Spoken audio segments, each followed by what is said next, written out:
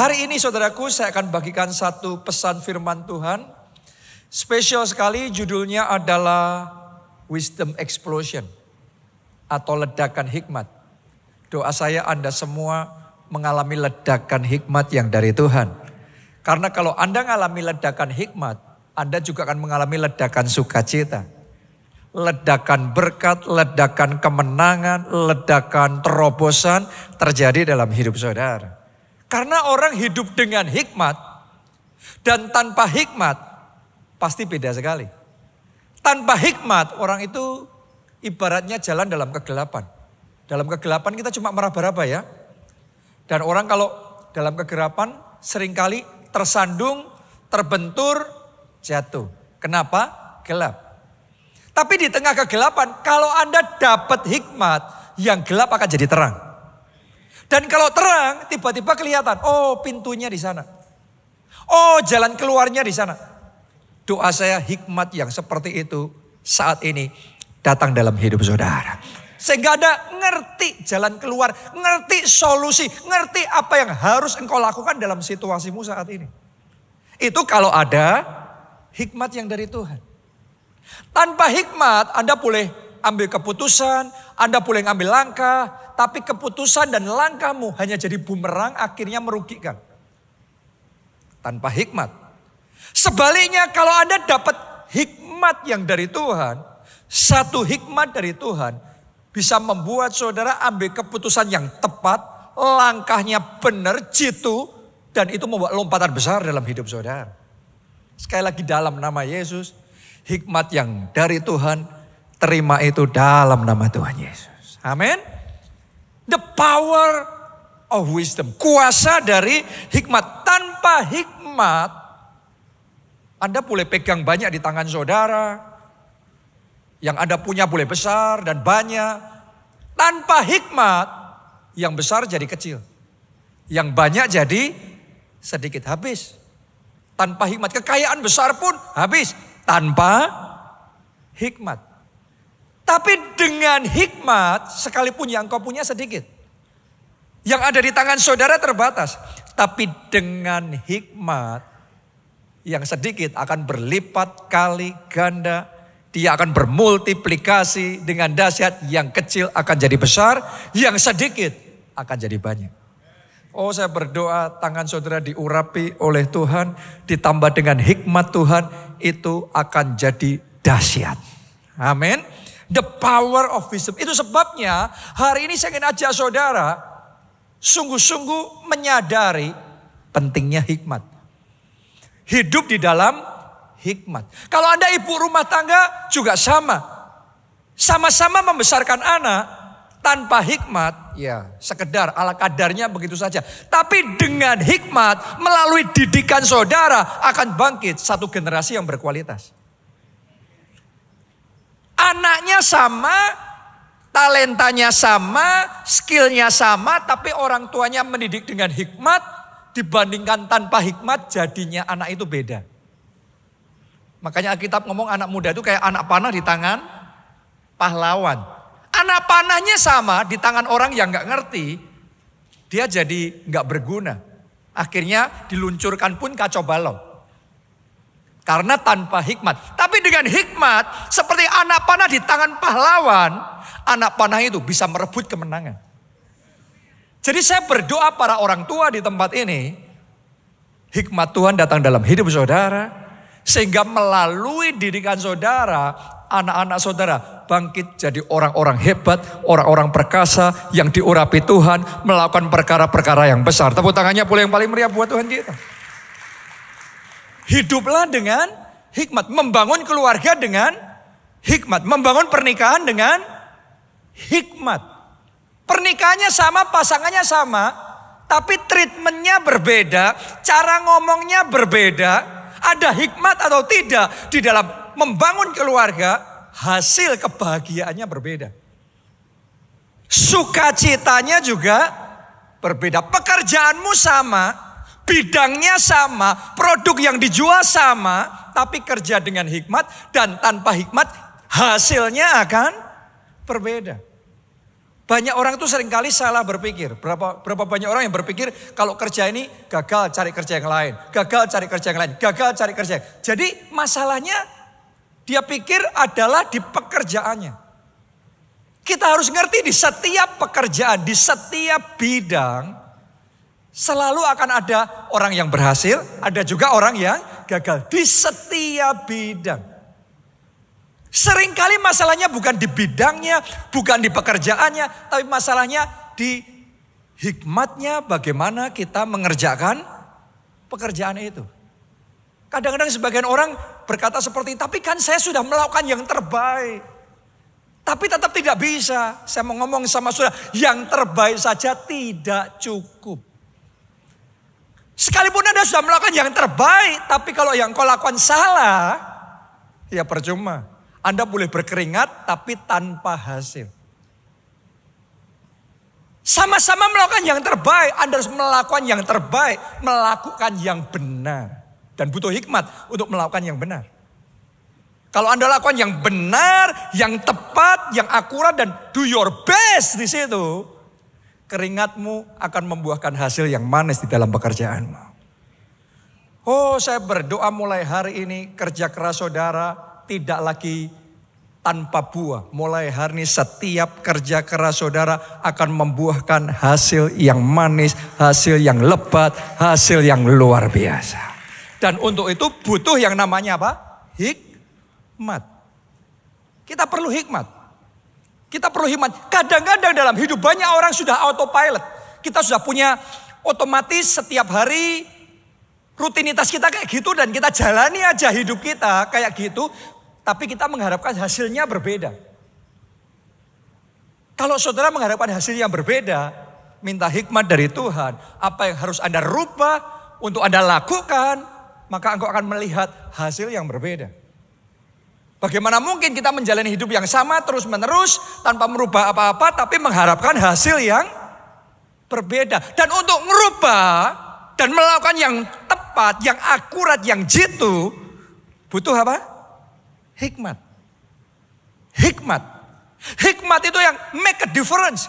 Hikmat itu yang akan membawa banyak perbedaan di dalam kehidupan kita. Hikmat itu yang akan membawa kelapangan di dalam hidup saudara. Hikmat itu yang akan membawa pelipat gandaan terjadi di dalam kehidupan saudara. Kita butuh hikmat.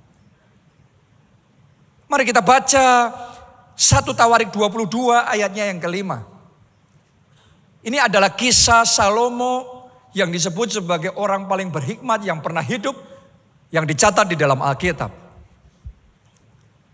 Karena pikir Daud, Salomo anakku, ditulis di situ masih apa? Muda dan kurang berpengalaman. Sampai di situ aja pembacaan kita. Boleh lihat ke depan sini. Alkitab ini, Salomo ini dikenal sebagai orang yang paling berhikmat. Tapi orang yang paling berhikmat ini tadinya tidak demikian. Tadinya dia masih muda dan kurang berpengalaman. Yang ngomong siapa? Daud, bapaknya sendiri. Daud sudah pengalaman, makan asam garam, penuh dengan hikmat. Dia mengevaluasi anaknya di stage itu, di fase itu. Dalam hidup Salomo masih hijau ini. Masih muda, kurang pengalaman, kurang hikmat, kurang pengetahuan. Saya mau ngomong sama saudara, orang tidak terlahir langsung berhikmat. Ada proses yang membuat yang hijau jadi matang. Yang kurang hikmat jadi penuh hikmat. Karena itu hari ini kalau ada di antara saudara yang merasa kayak kurang hikmat, jangan putus asa. Saya berdoa hari ini hikmat Tuhan datang dalam hidup saudara. Amin. Yang kurang pengalaman, yang gak ngerti. Ini firman Tuhan memang disampaikan untuk saudara. Sehingga kita semua hidup penuh dengan hikmat yang dari Tuhan. Nah mari kita lihat Salomo yang masih muda, yang masih hijau, yang masih mentah, yang kurang pengalaman, kurang kepandaian, dan kurang segalanya. Ketika melalui sebuah proses, kita lihat apa berikutnya yang terjadi. 1 Raja-Raja 4 ayat 29 sampai 34. Dan Allah memberikan kepada Salomo apa yang Allah berikan. Semuanya katakan dengan keras hikmat. Lebih keras katakan hikmat. Dan apa? Pengertian. Allah memberikan kepada Salomo hikmat dan pengertian yang amat besar. Jadi sama-sama ngasih hikmat dan pengertian, levelnya beda-beda.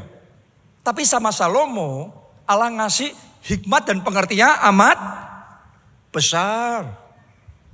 Serta akal yang luas seperti dataran pasir di tepi laut.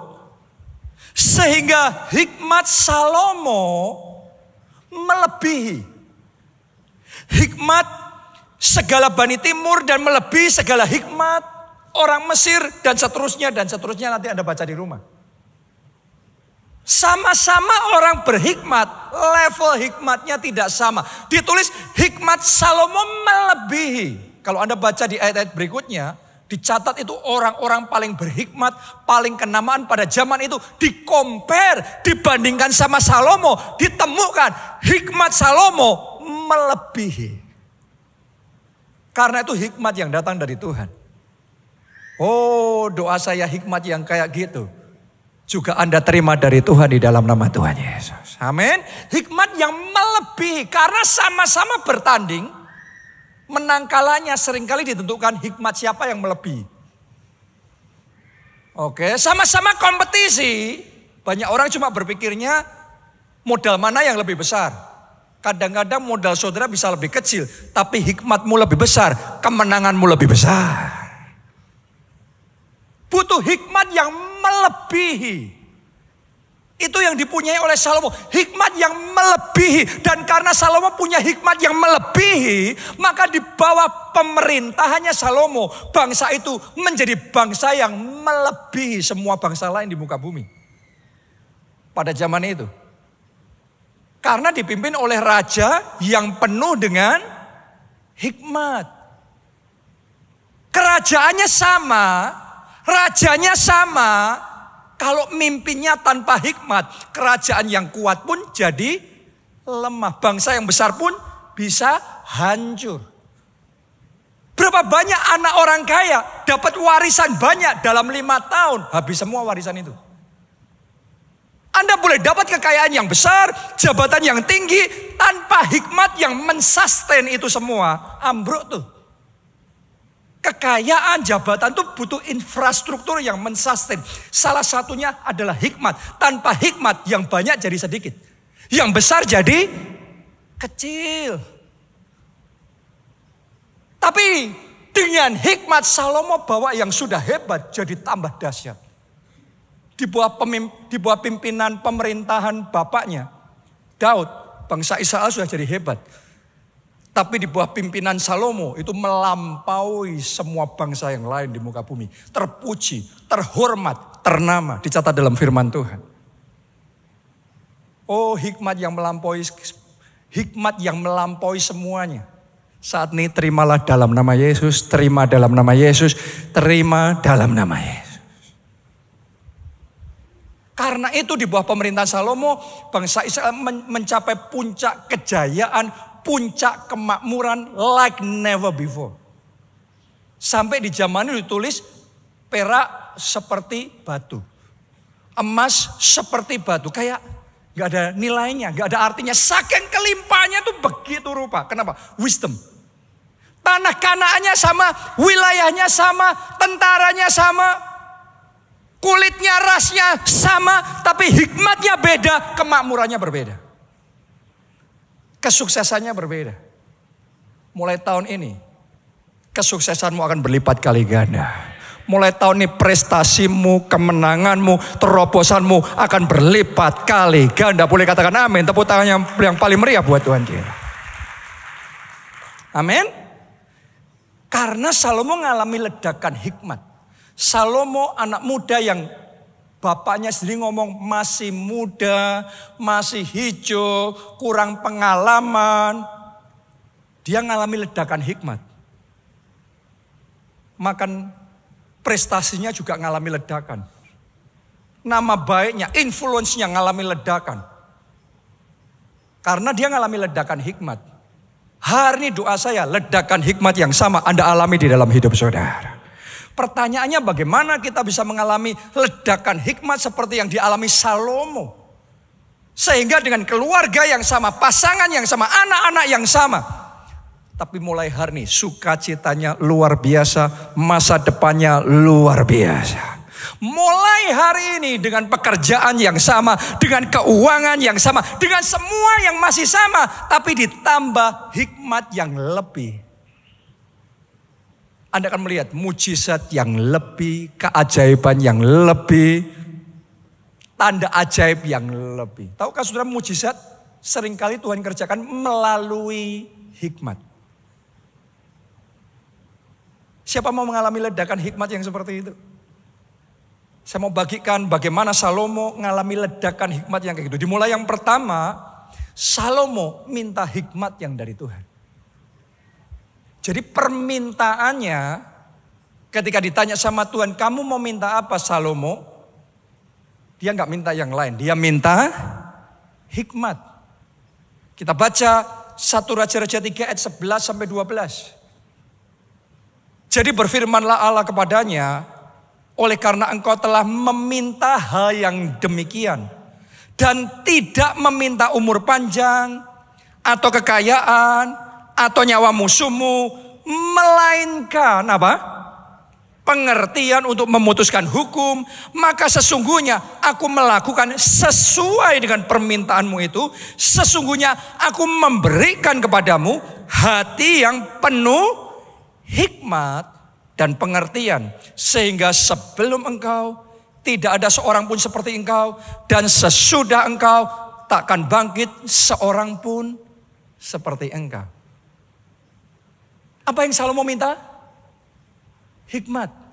Tuhan ngomong, Salomo, karena kamu mintanya hikmat, dan kamu tidak minta kekayaan, kamu tidak minta umur panjang, kamu tidak minta jabatan yang tinggi, kamu tidak minta ini itu, kamu mintanya hikmat. Tahukah saudara, Tuhan seringkali menilai kita dari apa yang kita minta. Tuhan juga menilai kita dari apa yang tidak kita minta. Anda baca nggak tadi? Tuhan ngomong, karena kamu nggak minta kekayaan, kamu nggak minta ini, kamu nggak minta itu, kamu mintanya hikmat. Kalau Anda baca ayat itu dengan lengkap, ayat-ayat berikutnya, Anda akan menemukan Tuhan ngomong begini, maka yang kamu minta hikmat itu ku berikan kepadamu, dan yang kamu tidak minta ku tambahkan kepadamu. Kalau Tuhan berkenan sama permintaan seseorang, yang dia minta dikasih, yang tidak pun ditambahkan. Doa saya mulai hari ini, yang Anda minta Anda terima, yang tidak pun Tuhan tambahkan dalam hidup saudara. Boleh katakan amin, tepuk tangannya yang paling meriah buat Tuhan kita. Karena itu sama-sama minta, mari evaluasi apa yang engkau minta dalam doa kepada Tuhan. Banyak orang cuma mintanya rumah, mintanya mobil baru, mintanya hutangnya lunas. Hari ini sudah minta sesuatu belum sama Tuhan? Dan apa yang hari ini Anda minta sama Tuhan? Apa yang minggu kemarin Anda minta sama Tuhan? Apa yang sepanjang bulan ini Anda minta sama Tuhan? Apa yang sepanjang tahun ini Anda minta sama Tuhan? Saya ngerasakan berapa banyak dari kita di tempat ini, mulai hari ini Anda harus merevisi permintaan saudara. Karena ada permintaan yang levelnya di bawah. Tapi ada permintaan yang levelnya di atas, levelnya ngena hati Tuhan. Anda kalau jadi orang tua ya, Anda punya anak-anak, ada permintaan yang ya sudah kita kasih sama mereka. Tapi ada permintaan yang itu membuat kita terharu. Membuat kita tersentuh. Kok bisa ya anak kita mikir gitu ya? Buat Tuhan kayak gitu. Salomo, kok kamu gak minta kekayaan ya? Kamu gak minta wilayah lebih luas. Kamu gak minta ini, gak minta itu. Kamu kok mintanya hikmat ya? Dan itu ngena di hatinya Tuhan. Doa saya permintaan saudara ngena di hati Tuhan. Doa saya mulai hari ini permintaan saudara menyentuh dan menyenangkan hati Tuhan. Seringkali orang hanya maunya minta rumah Tuhan. Hari ini saya mau ngomong sama saudara, lebih baik dari minta rumah, minta hikmat Tuhan gimana caranya punya rumah. Kalau Anda minta rumah, bisa dikasih, bisa tidak. Kalaupun dikasih, Anda punyanya satu rumah. Tapi kalau Anda minta hikmat, gimana caranya bisa dapat rumah? Dengan hikmat itu bukan cuma satu, Anda bisa punya 10, Anda bisa punya 1000, tidak terbatas karena hikmat Tuhan tidak terbatas. Katakan amin, tepuk tangannya pula yang paling meriah buat Tuhan kita. Jadi hari ini naik level. Berapa banyak anak rebutan warisan hartanya. Tapi berapa banyak anak yang rebutan warisan hikmatnya. Tapi gak banyak orang yang bisa paham di titik itu. Oh, saya berdoa kita semua anak-anaknya Tuhan. Mari berebut warisan hikmatnya yang daripada Tuhan. Karena hikmat itu paket lengkap. Anda dapat hikmat, Anda dapat segalanya.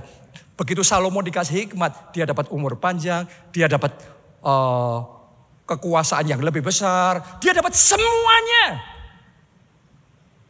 Saya berdoa semuanya Tuhan kasih sama saudara. Tapi dimulai dari request, mintanya hikmat. Beda level antara doa Tuhan minta promosi, minta bonus. Dibandingkan dengan Tuhan, ajari aku cara naik ke atas itu.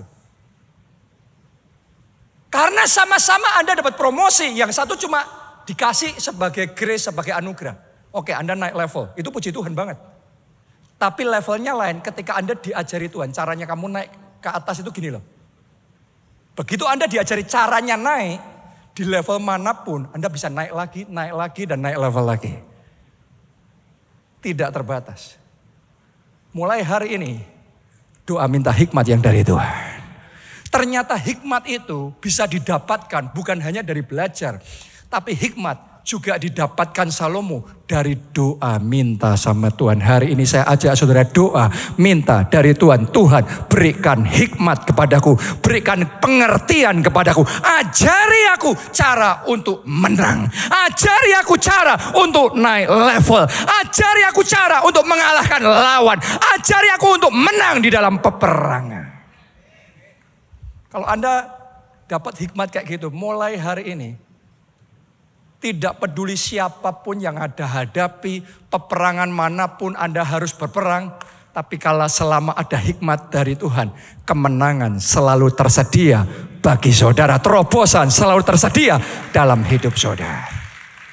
Bapak rohani kita Pak Obaja, sejak dia belum jadi pendeta, sejak masih jadi pengusaha, yang dia rindukan adalah minta hikmat dari Tuhan. Zaman itu waktu pertama kali Pak Obaja merintis usahanya, gak punya modal besar, modalnya terbatas.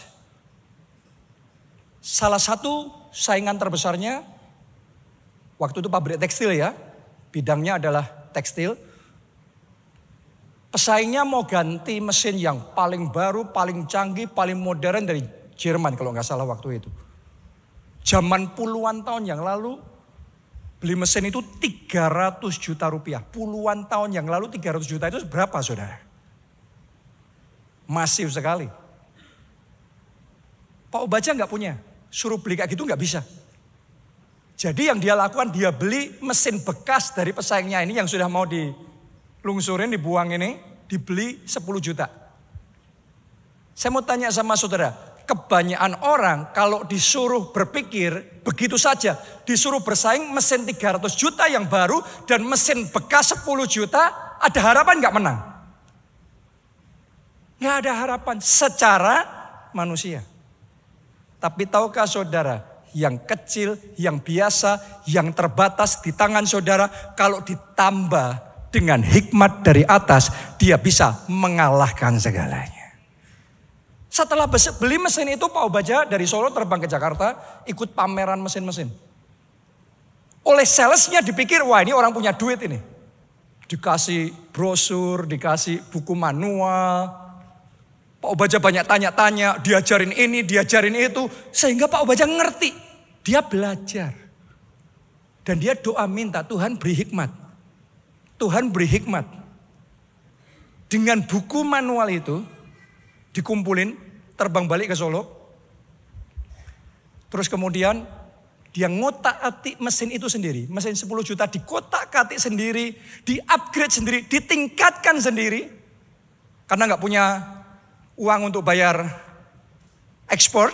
Dan ekspor di Indonesia pun juga nggak bisa juga. Itu kan mesin luar negeri. Dia kotak-katik sendiri, dia minta hikmat dari Tuhan. Tuhan ajarin dia. Mesin 10 juta itu nggak kalah sama 300 juta. Kualitasnya, produktivitasnya, semuanya nggak kalah. Tapi dia dapat dengan harga yang jauh lebih murah. Dia bisa jual jauh lebih murah. Dia ngalami terobosan besar. Ternyata yang kecil, yang terbatas ditambah hikmat dari Tuhan. Bisa membawa kita mengalami kemenangan yang besar. Mulai hari ini saya berdoa hikmat Tuhan ditambahkan dalam hidup saudara. Hikmat Tuhan ditambahkan dalam pekerjaan saudara. Hikmat Tuhan ditambahkan dalam keuangan saudara. Hikmat Tuhan ditambahkan dalam segala bidang yang engkau kerjakan. Karena hikmat Tuhan itu game changer. Banyak orang tuh selalu kepatoknya salah. Modal, uang. Koneksi, yes itu semua benar. Tapi ada satu faktor yang melampaui semuanya. Hikmat. Terima hikmat yang dari Tuhan. Terima hikmat yang dari Tuhan. Doa di hati saudara ngomong, Tuhan, penuhi aku dengan hikmat-Mu. Hikmat yang sama yang Engkau berikan kepada Salomo, aku mau Tuhan berikan di dalam hidupku. Hikmat itu game changer. Itu yang pertama. Yang kedua, bagaimana Salomo mengalami wisdom explosion. Salomo mau mendengarkan didikan ayahnya. Yang pertama, Salomo doa minta hikmat. Jadi hikmat datang ketika dia berdoa dan Tuhan kasih. Yang kedua, Salomo mau mendengarkan didikan ayahnya.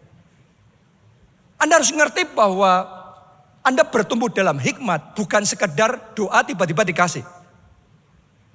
Seringkali yang Tuhan kasih adalah potensi hikmatnya sama saudara. Tapi Anda harus belajar, harus mengasah hikmat itu, harus memperbesar, memanifestasikan hikmat itu melalui belajar. Melalui didikan. Kita baca Amsal pasalnya yang keempat ayat yang pertama.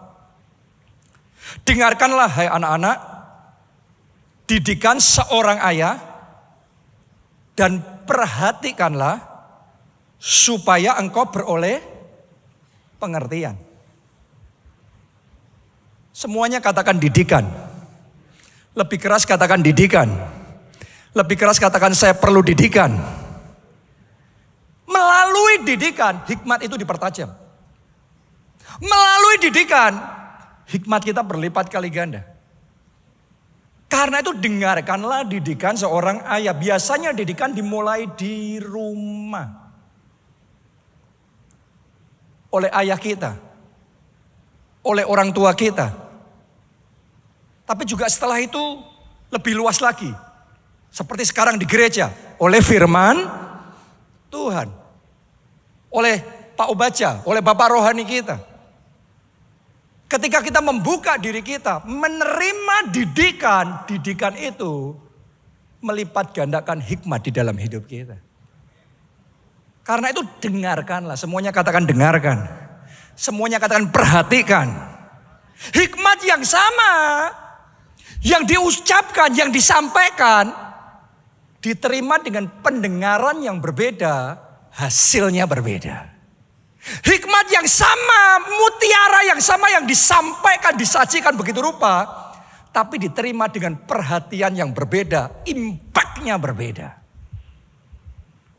Karena itu dengarkanlah. Perhatikanlah. Saya bersyukur dalam hidup saya.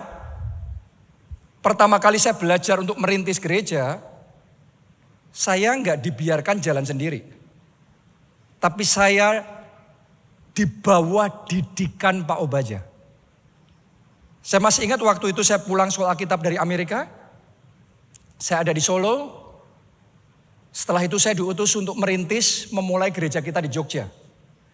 Itu sebelum Jakarta ya. Sebelum Jakarta. Jadi Jogja dulu waktu itu. Ketika saya memulai gereja di Jogja, saya belum bisa khotbah, belum bisa mimpin doa berkat, belum bisa baptis orang, belum bisa mengkonseling, belum bisa semuanya. Tapi setiap kali saya ke Jogja, merintis gereja, memimpin ibadah. Selesai saya pulang, saya di Solo dengan Pak Ubaja berjam-jam kita duduk, kita ngobrol, kita diskusi, saya diajari. Saya masih ingat saya mimpin doa berkat itu sesederhana gini. Kalau sekarang kan saudara sudah ngerti ya, setiap kali saya mimpin doa berkat selesai, diberkatilah saudara oleh Tuhan, diberkatilah keluarga saudara. Benar gitu? Tapi dulu saya nggak bisa, saya nyatet saudaraku. Jadi saya di mimbar punya kepean, punya catatan. Sambil baca, diberkatilah saudara oleh Tuhan. Diberkatilah keluarga saudara oleh Tuhan. Dengan cara seperti itu saya dididik. Saya dididik gimana untuk memimpin baptisan air. Saya dididik gimana untuk memimpin retreat. Saya dididik bagaimana untuk menyelesaikan masalah. Bagaimana membangun tim. Bagaimana ini, bagaimana itu. Dan seterusnya sampai jadi. Didikan itu mengasah, didikan itu mempertajam, didikan itu membuat kita jadi. Begitu jadi di Jogja, breakthrough terobosan besar terjadi. Next berikutnya saya diutus ke Jakarta. Ternyata setelah dididik ya sudah, tangan dilatih berperang, jari-jari dilatih bertempur. Setelah itu dimanapun Tuhan menempatkan, jadi juga. Di Jogja Tuhan berikan terobosan, di Jakarta Tuhan lakukan terobosan yang lebih besar lagi. Amin. Kenapa? Karena didikan. Kita jadi well trained, terlatih, terdidik dengan baik. Gak dibiarin aja. Oh, saya berdoa mulai hari ini. Didikan itu mengasah hidup saudara. Didikan itu mempertajam hidup saudara. Didikan itu membuat Anda jadi. Karena itu jangan remehkan didikan. Banyak orang merasa nggak butuh didikan. Bisa belajar sendiri. Yes, Anda bisa belajar sendiri. Tapi di bawah didikan, Anda akan berlipat kali ganda lebih cepat. Anda akan berlipat kali ganda lebih maju. Anda akan berlipat kali ganda lebih besar. Di bawah didikan. Didikan orang yang paham, orang yang ngerti apa yang dia lakukan. Anda diajarin caranya, Anda tahu gimana melakukannya. Jadi mulai hari ini, buka hati saudara, terima didikan yang daripada Tuhan. Terima didikan firman Tuhan, terima didikan orang tua saudara. Orang tua jasmani, orang tua rohani saudara. Yang ketiga ya, Salomo memiliki circle komunitas yang baik. Alasan kenapa Salomo mengalami ledakan hikmat, karena komunitasnya penuh hikmat. Kita baca dulu 1 Raja-Raja 12 ayat yang ke-6.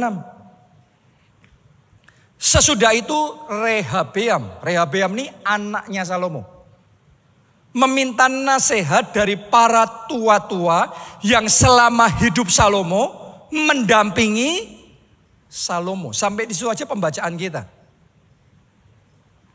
Sebenarnya ayat ini bicara tentang Rehabeam. Tapi ternyata dalam ayat ini terkandung informasi tentang apa yang terjadi di zaman bapaknya, zamannya Salomo. Selama hidup Salomo, selama masa pemerintahnya, dia mempunyai tua-tua yang mendampingi dia. Coba saudara renungkan ini. Salomo itu orang pintar apa tidak? Super. Tuhan sudah ngasih kepandaian, Tuhan sudah ngasih hikmat yang begitu rupa. Tapi ternyata dia tetap merasa butuh dikelilingi dengan orang-orang pintar yang lain. Orang-orang bijaksana yang lain. Tahukah saudara, ciri orang pintar bergaul dengan orang pintar.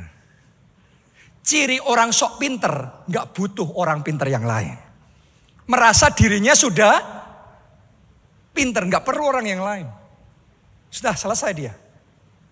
Salomo orang yang paling berhikmat yang hidup dalam sejarah.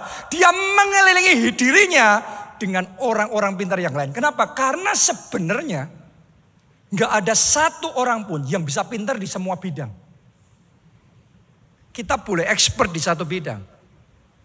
Tapi kita butuh orang lain yang expert di bidang-bidang yang lain. Dan untuk di zaman sekarang kita bisa maju. Seringkali gak cukup expert hanya di bidang kita. Kita butuh tim yang bersama-sama. Saya expert di bidang ini, dia di bidang itu. Jadi satu dirakit semuanya. Kita breakthrough-nya besar. Terobosannya besar.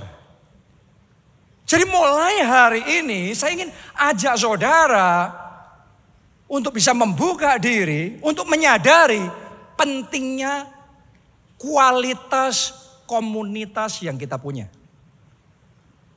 Karena komunitas kita menentukan kualitas kita. Kalau komunitas kita orang-orang yang negatif, mau gak mau kita akan terbentuk di tempatnya, pikirannya banyak negatif thinkingnya. Kalau komunitas kita adalah orang-orang yang pesimis, maka di setiap situasi kondisi yang dilihat pandeminya, krisisnya, bahayanya, resikonya, that's it. Tapi kalau komunitas saudara adalah orang-orang yang penuh hikmat, maka mereka akan bisa selalu ngomong sama saudara, di balik pandemi ada peluang apa? Di balik kesempitan ini ada kesempatan apa? Di balik krisis ini ada Kristus yang siap bekerja dalam hidup saudara. Jadi sama-sama melalui pandemi, sama-sama melalui krisis, sama-sama melalui kesempitan. Tapi kualitas berpikirnya beda banget. Yang satu cuma putus asa, sedih, sesak di hati. Karena harus melewati semua kesusahan itu, masalah itu. Tapi yang satunya lagi excited nih. Memang ini ada kesulitan, tapi ini PR. Kalau kita ngelihat celahnya, kita ngelihat peluangnya, kita melejit naik ini. Anda belajar aja di sejarah bahwa di setiap masa yang paling berat justru itu kesempatan paling besar orang melejit naik ke atas. Buat yang bisa melihat kesempatan. Tempat ini jadi menurut saya salah satunya Tuhan pakai pandemi. Karena di saat pandemi semuanya berhenti, lockdown, kontraktor nggak ada yang kerja. Awal pertama semuanya harga rontok. Di momen seperti itu. Tiap hari saya sama Pastor Nita ngobrol sama Pak Obaja. Fellowship, doa sama Tuhan, minta hikmah dari Tuhan. Tapi kita juga saling tukar pikiran. Kita ngelihat justru di momen paling susah ini. Ini kesempatan maju paling besar. Dan di situ kita ngambil langkah iman. Ternyata tepat. Di titik itu kita dapat bisa bangun ini dapat harga paling rendah yang orang ngomong tuh harga COVID zaman itu. Anda masih ingat kan istilah harga COVID? Gak taunya 2 tahun setelah itu 2022 inflasi gila-gilaan. Kontraktor yang sama bangun spek gedung yang sama 300% harganya. Coba saudara renungkan itu. Kalau enggak karena kesusahan yang begitu rupa, gimana kita dapat harga kayak gitu? Saya mau ngomong sama saudara, kualitas pergaulan kita, kualitas orang-orang yang di sekeliling kita menentukan kualitas hikmat yang kita punya. Oh, hari ini saya berdoa, mulai hari ini orang-orang yang di sekeliling saudara adalah orang-orang yang penuh dengan hikmat, orang-orang yang penuh dengan iman, orang-orang yang cinta Tuhan, yang rohnya berkobar-kobar, menyala-nyala, orang-orang yang berjalan di dalam kuasa Allah, sehingga terjadilah juga dalam hidup saudara. Boleh katakan amin, tepuk tangannya yang meriah buat Tuhan kita. Haleluya. Jadi kelilingi diri saudara dengan orang-orang yang berkualitas. Biasanya kita itu cuma mau bergaul dengan orang-orang yang sama dengan kita. Pendeta gaulnya sama pendeta. Pengusaha gaulnya sama pengusaha. Penyanyi gaulnya sama penyanyi. Saya tentunya punya pergaulan dengan teman-teman hamba Tuhan yang lain. Tapi saya bergaul dengan orang-orang dari multidisiplin ilmu yang lain. Karena di zaman sekarang, saudara nggak bisa naik kalau cuma punya satu disiplin ilmu. Ketika Anda bergaul dengan multidisiplin ilmu, Anda belajar. Anda ngerti, Anda bisa melakukan yang orang lain tidak bisa lakukan. Dari apa? Pergaulan. Saya bergaul sama Ko Budi. Saya belajar pajaknya dari Ko Budi, saudaraku. Pendeta pun harus belajar pajak juga. Pendeta pun harus belajar legal. Dan saya belajar banyak hal yang lain. Saya harus belajar manajemen. Ternyata jadi pendeta nggak cukup teologi. Belajar manajemen, belajar leadership, belajar digital marketing, belajar ini, belajar itu. Banyak sisi yang lain. Yang saya nggak akan dapat kalau bergaulnya hanya dengan sesama pendeta. Jadi hari ini saya ingin ajak saudara, ayo buka hati saudara, kelilingi diri saudara dengan orang-orang yang penuh dengan hikmat seperti Salomo mengelilingi dirinya dengan orang-orang yang berkualitas. Oh, saya merasakan Roh Kudus bicara kepada seseorang di tempat ini. Dan mulai hari ini, karena gini, untuk maju tuh saudaraku ya, tadi ya, Tuhan ngomong gini sama Salomo. Salomo, karena kamu mintanya hikmat, pengertian. Dan kamu tidak mintanya kekayaan, tidak mintanya nih. Jadi sama-sama doa, Tuhan tuh menilainya yang diminta dan yang tidak diminta. Saya mau ngomong begini sama saudara, dengerin baik-baik. Dalam pergaulan, Tuhan menilai dengan siapa engkau bergaul dan dengan siapa engkau memilih tidak bergaul. Tidak bergaul. Kita harus mengasihi semua orang. Boleh katakan amin saudaraku. Tapi kalau masuk dalam circle pergaulan, Anda harus memilih. Dan tidak bisa semua orang. Siapa yang Anda pilih dinilai sama Tuhan. Siapa yang tidak Anda pilih, itu juga dinilai sama Tuhan. Sebagian orang nggak bisa, wah nggak enak nanti gimana. Selama Abraham belum pisah sama Lot, Tuhan belum ngasih visi yang berikutnya.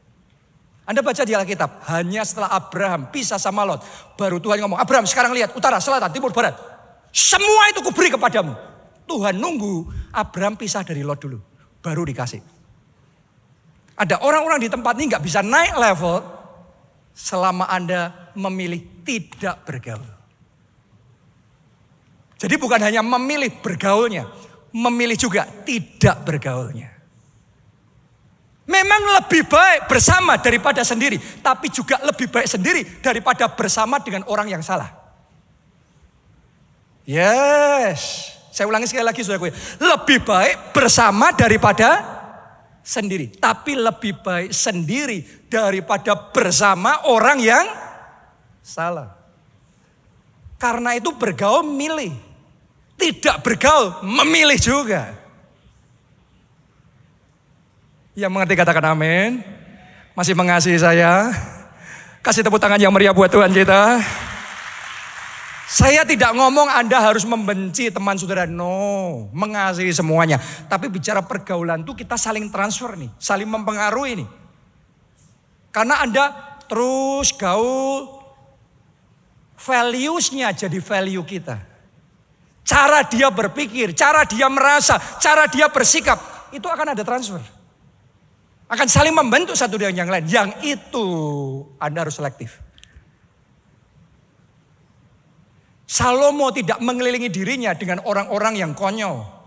Tapi Salomo mengelilingi dirinya dengan orang-orang yang berhikmat. Doa saya mulai hari ini, orang-orang yang di sekeliling saudara adalah orang-orang yang berhikmat, orang-orang yang berintegritas, orang-orang yang berkarakter Kristus, orang-orang yang cinta Tuhan. Boleh katakan amin, tepuk tangannya meriah buat Tuhan kita.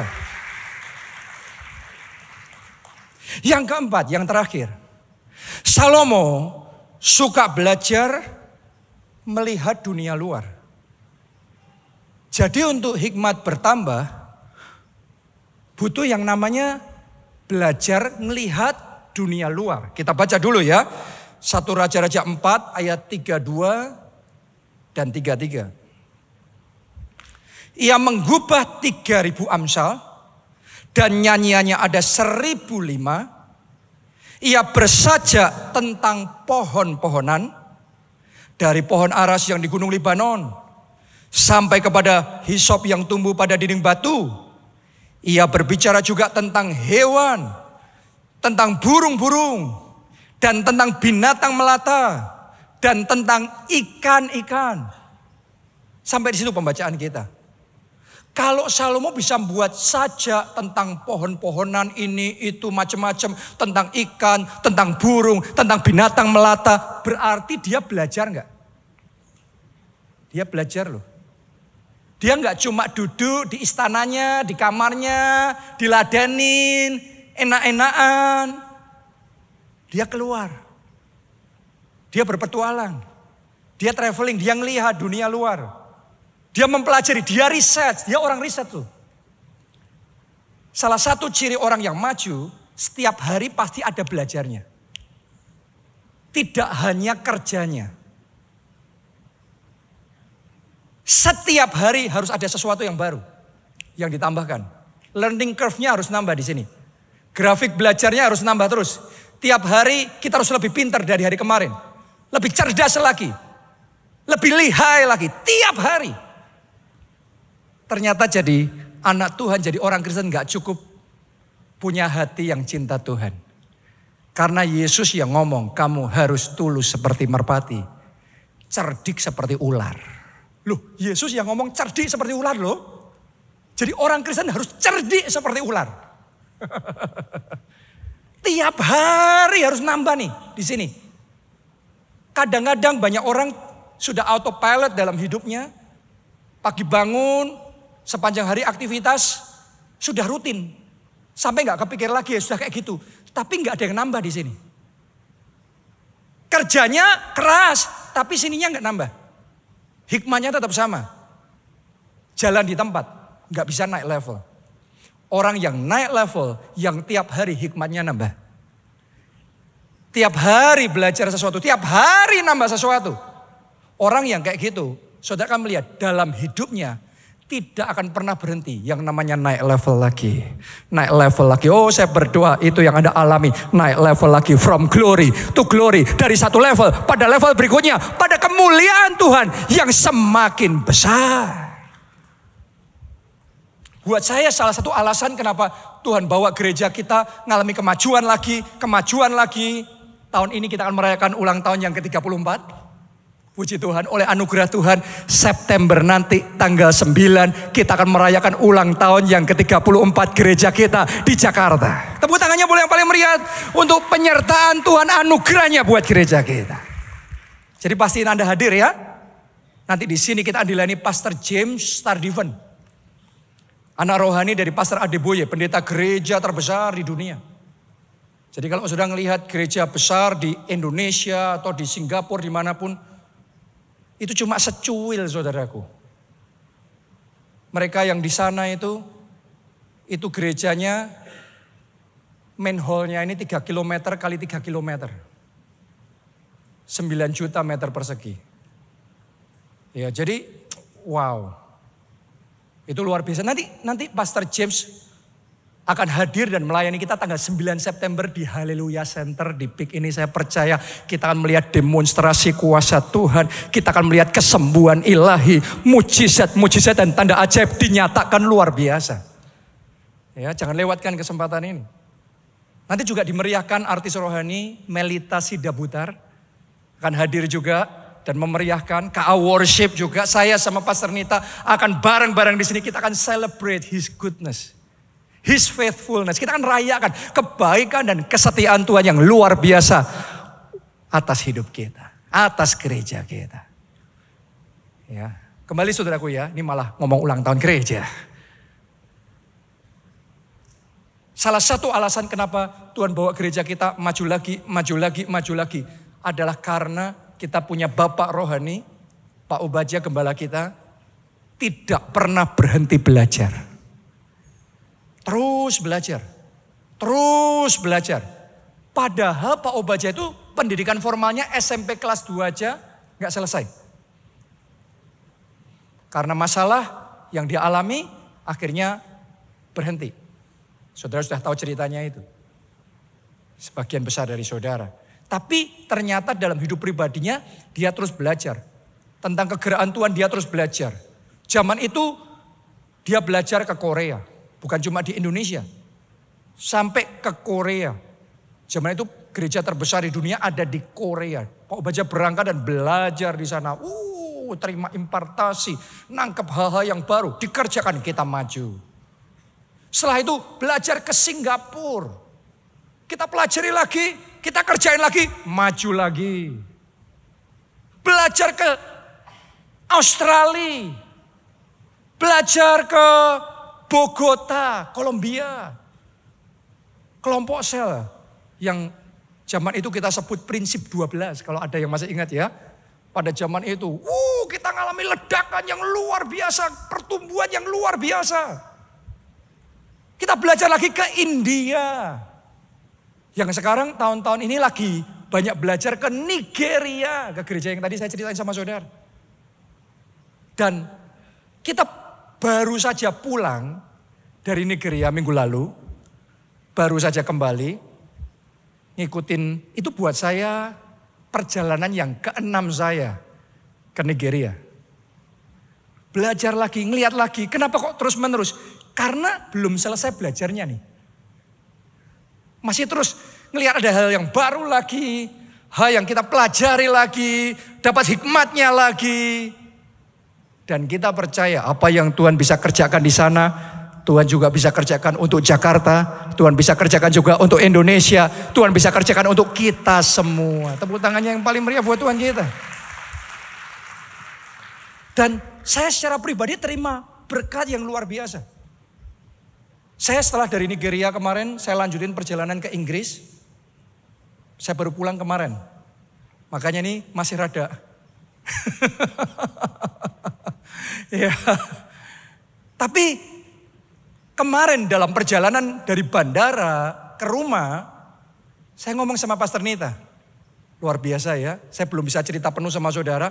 Tapi dalam perjalanan aja, kita itu sudah melihat flow of blessing yang sempat berhenti, tiba-tiba dibukakan sama Tuhan kembali. Mengalir kembali. Kadang-kadang dalam hidup kita ada flow tertentu, ada aliran tertentu kok kayaknya tersendat, kayaknya stop. Tapi tiba-tiba sekarang kayak terbuka semuanya lagi. Itu mengalir deras kembali. Saya percaya impartasi ini nyampe kepada saudara. Flow of blessing, flow of miracles, flow of anointing, flow of victories. Tuhan juga kerjakan di dalam hidup saudara. Boleh katakan amin. Tepuk tangannya yang paling meriah buat Tuhan kita. Amin. Haleluya. Nah, saya ajak saudara ngelihat ya, sedikit ya, cuplian penyembahan waktu ada di Nigeria. Ya, nanti saudara ngelihat. Ini sekilas saja tentang salah satu momen penyembahan yang luar biasa sekali. Dan waktu kita ngelihat ini, dalam suasana doa, minta Tuhan mengurapi saudara. Ikut menyembah Tuhan. Silakan tim media. You are worthy. Worthy of my praise. You are the most high. You are worthy. You are worthy. Rabalatopaya. Worthy of my praise. Lift your voice and bless him.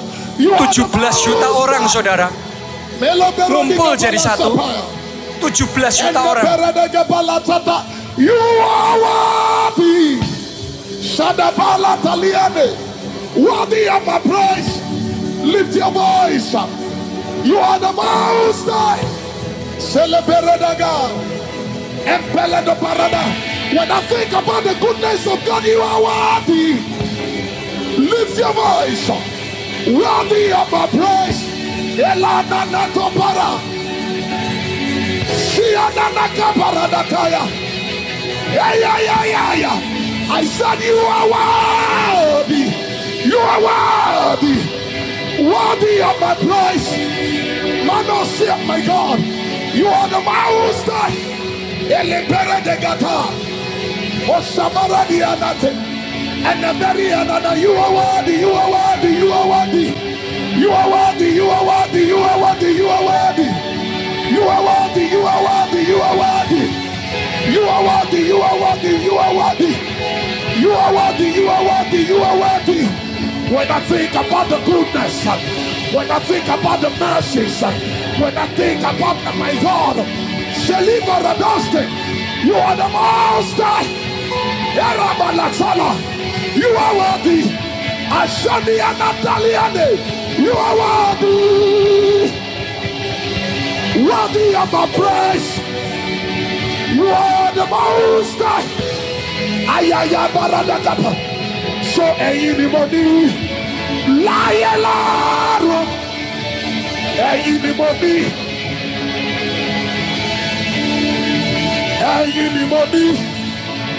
lie laro.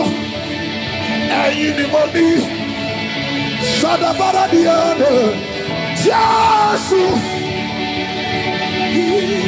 You are the money.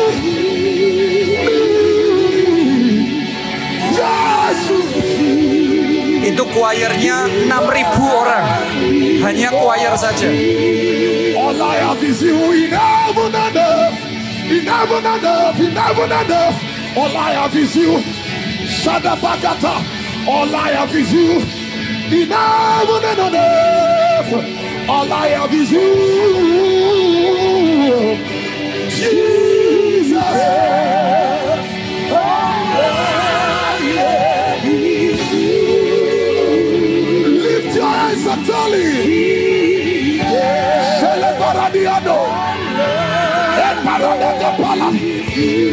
So I lay my crown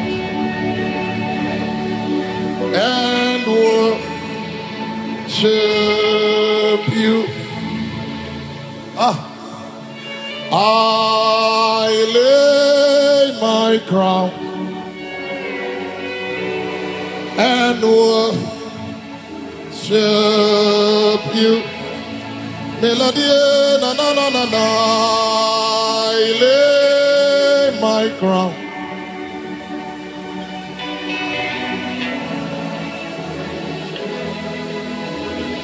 See na na na na na na na bayara.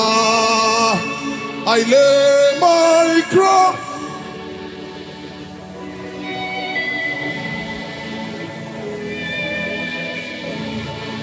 All the parts of Jesus' name, let angels prostrate for, bring forth the robe. Your Lord and brought.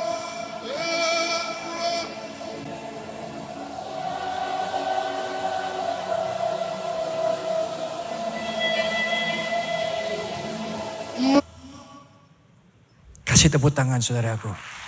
Ayo bangkit berdiri, bangkit berdiri. Berapa kali orang itu tanya sama saya, kenapa ke Nigeria? Kalau belajar kok nggak Singapura aja? Kok nggak Amerika? Kita juga belajar di sana sih, di Singapura, di Amerika. Tapi sekarang ini Tuhan sedang bekerja luar biasa di Nigeria. Kalau Anda ada di sana, itu merinding semua. Tadi kita cuma nonton videonya ya, itu musiknya masih pelan sekali. Itu waktu kita di sana, itu hadirat Tuhan kuat sekali. Dan itu 17 juta orang kumpul jadi satu. Di Indonesia kalau KKR di Bung Karno ya, itu paling berapa puluh ribu. Ini 17 juta orang dan tidak kerusuhan. Di Korea masih ingat sekian puluh ribu orang aja sudah diinjak-injak dan berapa banyak yang mati. Di berbagai negara di dunia. Ini belasan juta orang dan tertib semuanya. Itu spiritual powernya authority-nya dahsyat sekali. Dan saya percaya urapan yang sama siap bekerja di tengah-tengah kita. Kuasa yang sama, Roh Kudus yang sama siap bekerja di tengah-tengah kita. Anda mau? Angkat dua tangan saudara. Bahasa roh. Ora la pasyara la pasyara la pasyara. Syara la pasyara. Syara la pasyara. Sekira la pasyara la pasyara. Sekira la pasyara la pasyara. Ora la pasyara. Haleluya. Sembah Dia saudara, sembah Dia. How you worship, bagaimana engkau menyembah, itu dilihat oleh Tuhan.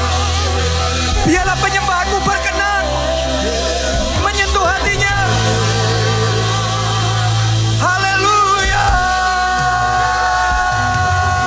Hosana. Glory.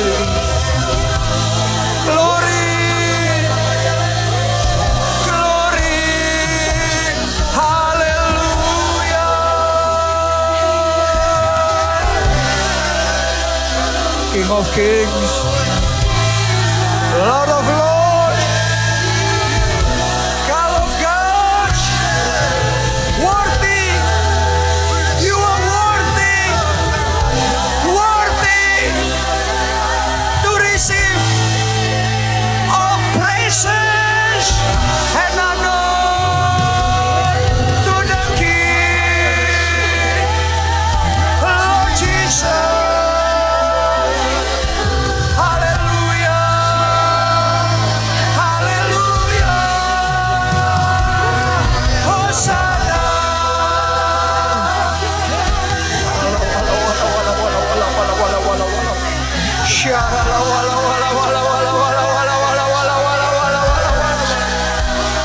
Penuhi kami ya Tuhan.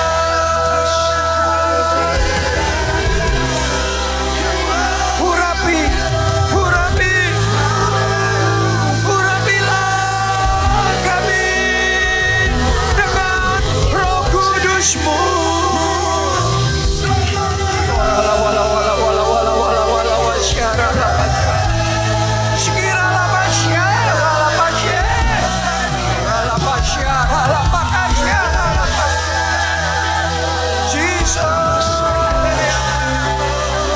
Jesus, haleluya, amin.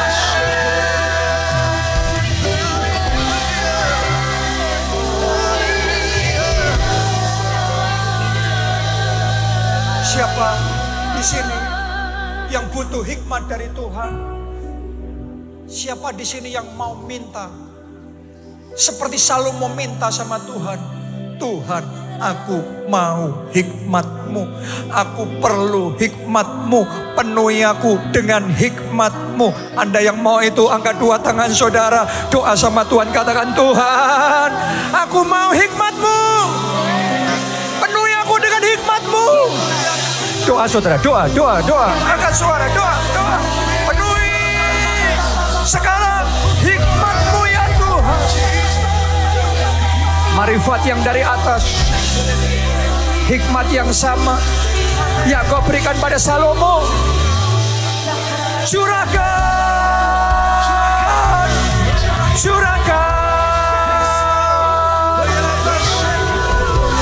Kami perlu hikmat itu ya Tuhan. Curahkan, penuhi kami dengan hikmat-Mu.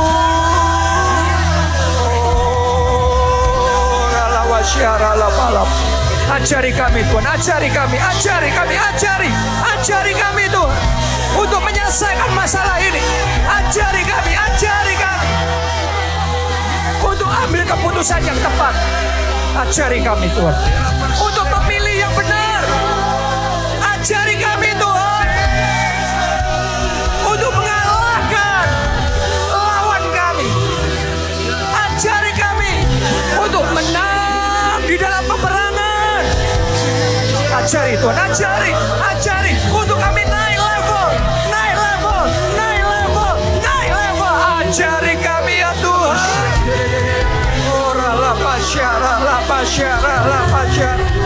Berikan Tuhan pada umat-Mu hikmat yang sama yang Kau berikan pada Salomo. Berikan pada kami. Haleluya. Haleluya. Thank you Lord. Berhembuslah oh Roh Kudus.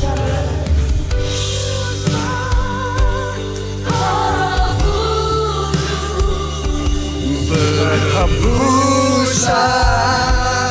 oh Roh Kudus, pulihkan setiap hati yang terbuka bagimu. Nyatakanlah oh Roh Kudus, kuasa-Mu atas kami. Berhembuslah